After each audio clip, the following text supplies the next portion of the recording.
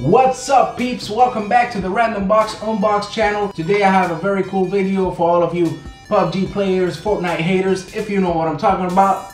I don't like Fortnite. So without further ado, this is your boy Sky. Let's just jump into it.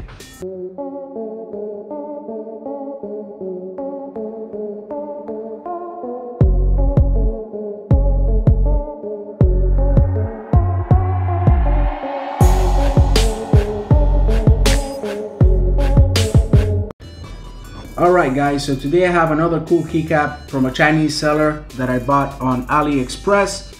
All links will be down below if you are interested. And let's just open this up. Very nice packaging.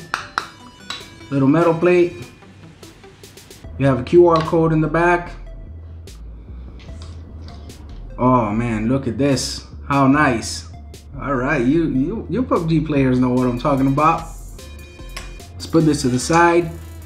Alright, and this is another very cool keycap for you to customize your keyboard.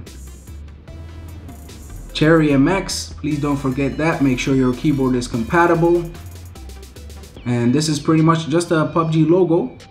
It's about gold yellow, same as the game, black background. And guys, this is it's actually heavy. So you hear that's metal.